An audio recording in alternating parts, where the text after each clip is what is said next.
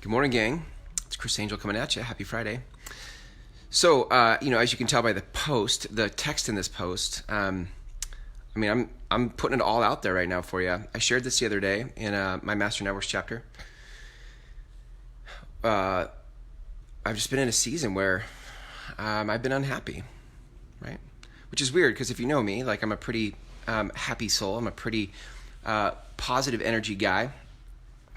So it's very counterintuitive, right, to come on Facebook Live, and to share that I'm unhappy. That's just not normal, right? But hopefully for you, how refreshing it would be if we could all be more transparent, right, in our shares. Because in the world of social media, everything looks so happy. Everything looks so perfect. But what I know is that we all have these moments where we're not feeling it, right? And I think for me, I've spent a good portion of my life faking it, and not even knowing that I'm faking it, right? But just trying to show up and be the best version of myself and moving forward and all those things. And I'm 42 now. What I started to feel is the grind of it all, the weight of it all, right? Like it's weird because in this space, I'm just really embracing the moment of the unhappiness. And I'm not trying to fix it. I think in the past, so what I'm learning looking back is that I've really relied on things, right? Events, successes, goals, to-do lists, all the things, the external things to bring the happiness. And what's starting to happen is the shelf life of those things is getting shorter and shorter, and so the happiness doesn't last as long, right? And what I'm starting to see, there's an Oprah interview she did with a lady named Robin. You can go to the Super Soul Sunday podcast and listen to that episode. She wrote a book called Hungry, which is great. It's great timing for me to read this book called Hungry. And in that, she just talks about being hungry that she was starving emotionally, right?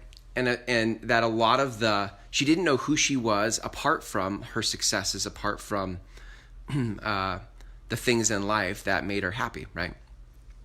And when you strip all that stuff away, when you strip away the goals, the house, the kids, the wife, the spouse, the stuff, all the stuff, right? When you strip all of that away, that we would say brings us happiness, what are you left with? And as I heard that sort of conversation she was having with herself, I was left with,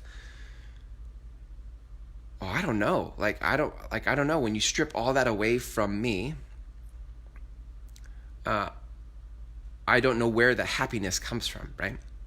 Now it's funny because I can remember a time in life when I can remember what that happiness feels like. When you wake up in the morning and you actually sincerely, authentically are happy and excited about your day, right? Right? And I haven't had that in a long time. Again, now listen, you got to watch for the nuances of it, because you can go through your day and you can find moments to be happy about something, right? But you want to look for what is the stimulus that's creating the happiness. Is it just welling up from inside you, or is it something externally that happened? You were like, oh, that's great, that happened, now I'm happy, that's great.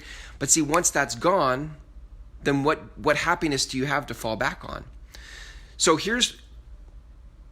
let me just give you what I'm learning, what I'm seeing about it. So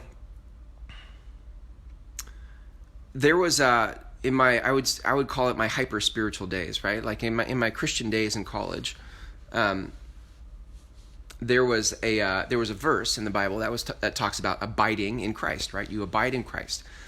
I actually never really, I understand intellectually what that means, but I never actually got that. And actually, Wayne Dyer was one of the people that helped me really get what that means, and Neil Donald Walsh. So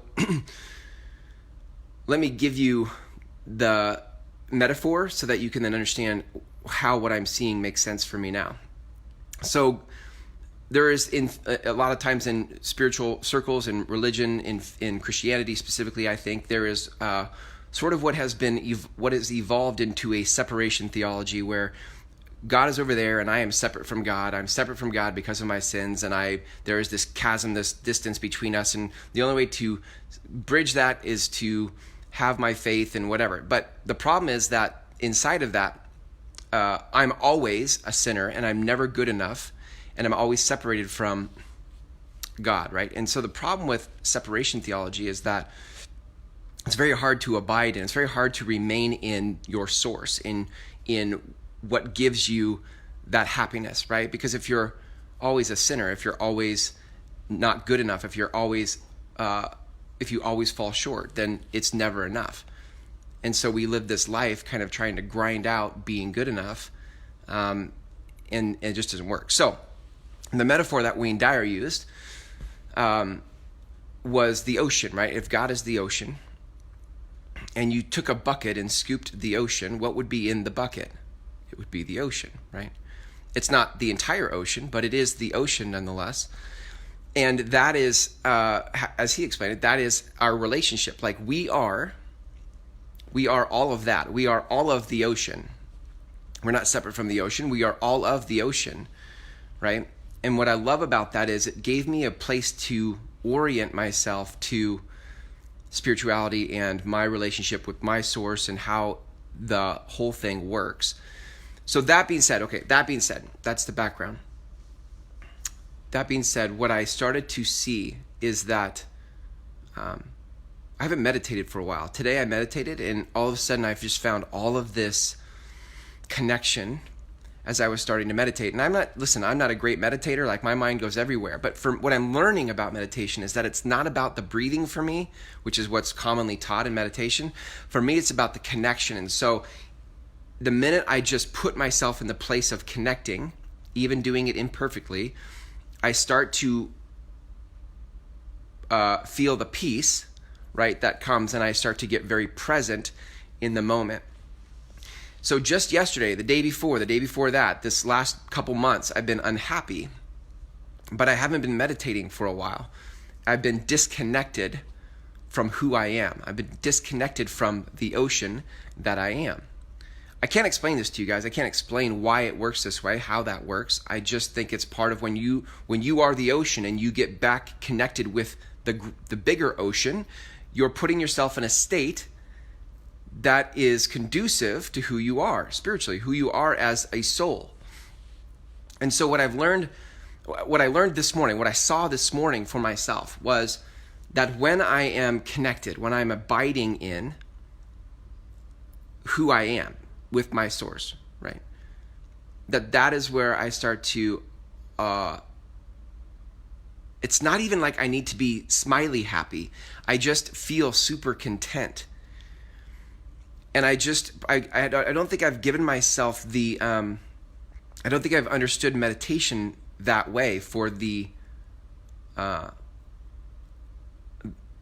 purpose that it serves me, right? Like meditation isn't about breathing. It's not about saying a mantra. It's not about any of that for me. For me, it's about connecting back to the ocean, right? As part of that ocean. And what I found this morning in doing that was I got very peaceful, very present, very not just that, but listen, like in that space, inspiration welled up, like the small voice of truth and who I am and what I want to say to the world and all those things like confidence and conviction and passion, all of that starts to well up when I get connected. So here, let's wrap it with this, right? I think that unhappiness comes and goes. And I don't know that you ever get to a space where you are in a utopian state of always being happy. I would imagine people who are in a constant state of connection. I think of monks when I think of this because they're always meditating, it seems. But I think the more you get into a constant state of connection, the more you're able to live from a place of happiness, joy, love, etc. But I know that I'm not alone in this, gang. I know the reason I'm sharing with you live on Facebook is because my hope is that me being transparent about the truth of it all, right? The truth of my unhappiness gives you a place to start to look for yourself. Like, where in your life do you feel unhappy? Where in your life have you leaned on the events, the people, the successes, the things for your happiness, right? And if you stripped all that away, what would you have? What could you lean on? Where could you go to feel and live from joy and happiness? And so that's why I'm sharing this, is just to give you a perspective of what I'm seeing from my own unhappiness, and also to know, like, don't judge yourself. I'm not judging myself, gang, for being unhappy. I'm not judging myself for that. I got it. I get it. And I think that's part of the human condition when you're disconnected from your source, right? When you're disconnected from God or the universe, however you want to say it, I think that's the condition that we end up with. So life becomes really hard and a grind when we're unhappy and we're disconnected. And I'm not saying this from a place of having mastered it. I'm saying it from a place of what I just noticed this morning in getting back to meditation, reconnecting, and what it felt like in that moment, in that space was, okay, I've been unhappy for months, maybe years if I were super honest about it. If I went back to, like, when was the last time I woke up and was actually really excited about the day? That could be years. That might be decades. Might be decades. But now that I see it and I can embrace it, there's nothing to fix. There's just a relationship to reconnect with, right? There's just reconnecting with the greater ocean, right? If you go back to the metaphor. So my encouragement to you is to continue to look for, if what you want is happiness, continue to look for where you can connect. I don't think the answer is found outside of you. The answer is found inside of you, and connecting back with God, the universe, your source, etc. Right? So be encouraged.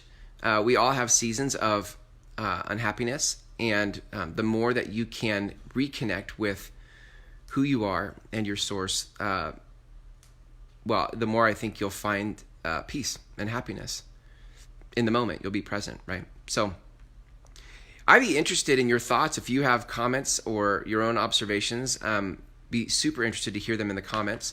Like I said, this isn't something I've mastered, but it's definitely something that I think we can all benefit from. The more that we are transparent about our shortcomings and our imperfections, the more we give others permission to also be imperfect, right?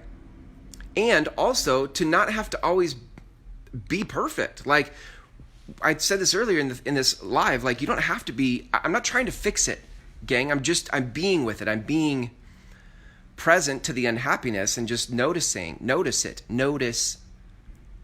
what it feels like, and then have the dialogue, have the inquiry with yourself and with God about, like, what is that? Where does that come from? What have I attached myself to for happiness? What have I leaned on for happiness that isn't coming from within?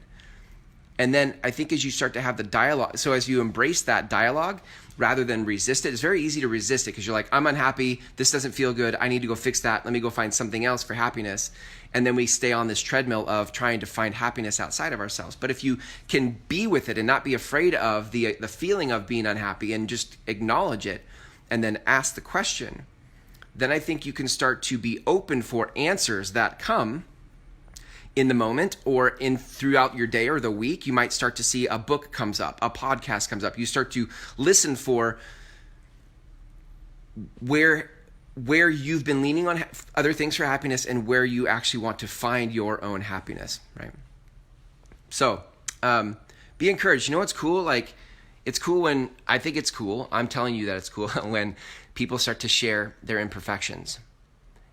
Right? I think too many people are concerned that if we don't show up as perfect, that the world will judge us and not want to work with us, or think we're stupid, or think we're lame, or whatever. And actually what's great, and this is why I love Brene Brown's work about vulnerability, is the more that we are vulnerable, we actually find our own power and strength in that. Yeah? So, this is sort of a long rambling rant of where I'm at And my hope is, I've seen a lot of you pop on here in the time we've been on, that this is an interesting topic to you, because you wouldn't be jumping on if it wasn't interesting to you. Or maybe you just wanted to hear the juicy details of why I'm unhappy. But and that's okay. But I think we all find these seasons. And so what would happen if we all started to share through social, not just the things that we're not great at, but the lessons that we've learned, right? You don't have to come on a Facebook Live or share stuff out in the world that is like... I've had some space in this in the last couple of days to think about it. So I didn't jump on here in the middle of my upset about being unhappy and being like, dude, I suck. This is terrible. But I am coming on here having gained some insight and still present to the feeling of being unhappy and having some insight about it. Now I'm jumping on and sharing that with you. So what would it be like if as you start to go through life, you find those things that aren't the way you want them to be, the things that are uncomfortable for you, the imperfections of you, and maybe not in the moment of feeling bad about those imperfections, but shortly after finding some insight about those imperfections, and then coming on and sharing the imperfection with the insight that you gained. That would be an incredible social media universe, wouldn't it? That would actually, I think, level up all of our lives and consciousness about who we are and stop doing the pretending thing. All right, now I'm going off on different tangents. I hope this was helpful for you guys. I'd love to hear comments in the comments, and have a great Friday. See you guys.